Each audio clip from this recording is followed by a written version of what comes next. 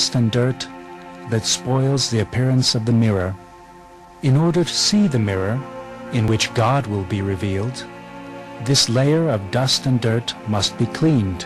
The maturation of Mevlana and the cleaning of the mirror of his heart, besides his personal efforts, were realized by his first two teachers. The rest of it, in his own words, was left to the grace of God. This favor came to Mevlana in the shape of Shems of Tabriz.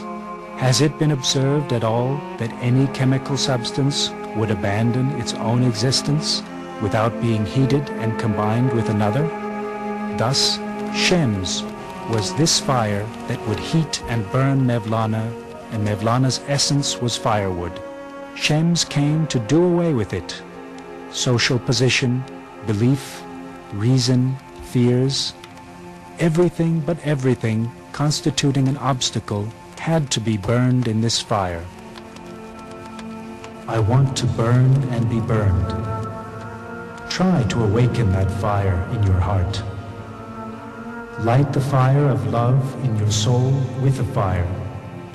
Set all the words on fire, all of the thoughts. Mevlana had to abandon the known so that he could reach the unknown. For this, Shems even tore up, page by page, Mevlana's books, his most valued treasure, and threw them in water. When even a fragment of shame and pride does not remain, and when the layer forming one's own importance melts, only a void remains. Very few people can come face to face without trembling with anxiety at first, with the knowledge that they are no one. It is misunderstood with the coldness of death and the silence of graveyards. However, it was necessary for one to become accustomed to this void for progressing to the degrees of perception after this. It is only at that time that the mind attains peace and that the truth shows itself after this calm and quietness, when the ego, the curtain between, that constantly says by making noise and clatter, I want this, I want that, is removed, then God shows himself. Actually, God was always there. He was everywhere.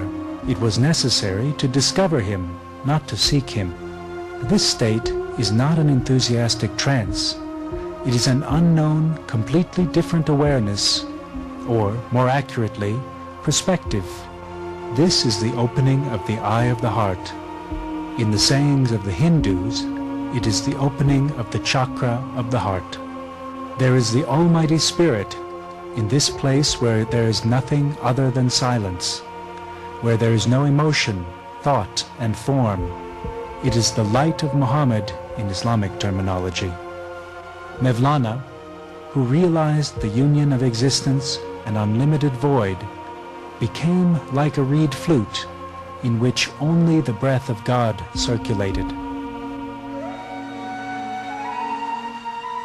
We are like a reed flute. Our melody is from you. We are like a mountain. Our echo is from you. Actually, we and our existence are composed of nothing. My God, who shows mortals like him exists, the real essence is composed of you. All of us are a lion in appearance. However, like lions on flags, the playing assaults from time to time those lions is because of the wind. The playings of the lions on the flag are seen, but the winds that make them play are not seen. First of all, Shems lit a spark in Mevlana's heart, and later he lit a flame, and now it transformed into a furiously burning fire. However, there was one final obstacle: Mevlana's dependence on Shems. When the time comes, it is even necessary to light and burn the dependence felt for a spiritual teacher. Mevlana explains this as follows. Two live birds who are connected to each other, even if they have 4 wings, they cannot fly, because there is a duality. Whereas, if one of the birds dies, then the other can fly, because there is no more duality. Shems withdrew and disappeared. According to a rumor, he was killed and thrown into a well in Konya. This regret at separation burned Mevlana so much that now nothing remained to remind him of Jalaluddin Rumi. As in the example of the planets in the skies, Mevlana also started to revolve around that sun which started to shine within him. I am becoming enlightened with your light. I am becoming exalted with your exaltation. When I was 1, I am becoming 100. As you become me, I am revolving around you. When I become you, I am revolving around myself. Mevlana starts to turn in the void created by the disappearance of Shems, the sun outside of him. 700 years before our time, at the jeweler's market in Konya, perhaps a bang was experienced by him in which all the secrets were scattered around when he started to whirl. Do not ask how that beloved fits into my heart. How many thousands of souls live in a single body? 1,000 harvests are winnowed from a single grain of wheat. There are thousands of universes in the eye of a needle. The whirling dance is the ending of amazements and the starting of admirations, because for the perfect man, there is nothing secret. He discovers his own body with the kindness and gift of God. He finds large and small worlds, that is, human beings and the whole world, including the earth and sky, are in his own body. Human beings are a universe, and whatever there is in the universe is in them. Mevlana, whose heart's eye was opened, was also seeing. He was seeing that everything was revolving. Everything was revolving both around itself and around the sun. Oh, the whirling sky that revolves on top of our heads. You are also doing like me with the love of the sun.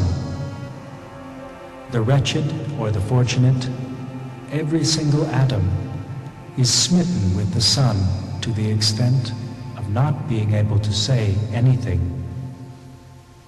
According to Mevlana, love is the reason why atoms revolve around the sun. As for love, it is the condition of knowing the truth directly. When his light shows itself uncurtained, neither sky remains nor earth, neither sun remains nor moon, other than God's essence. Atoms enlightened with the light of God are entranced with his ecstasy. Mevlana, that scholar of scholars, went with this rapture, and in his place came a man close to 50, who wrote poetry with enthusiasm, who played with children in the street, who saw no difference between Muslims and Jews, and who bowed in front of a beggar woman as if he were bowing in front of a sheikh. Mevlana loved people, not because they were humans or for the contributions they made to society, but he loved them for that trembling, small, divine light that he saw in the heart of everyone. He loved people because of the Creator. In any case, there was nothing else for him other than God. Mevlana, who is known as Rumi in the West, neither established a tariqah during his life nor set the whirling dance to the rules of today. He only would revolve and dance without following any rules, as he felt from within, when he entered into ecstasy.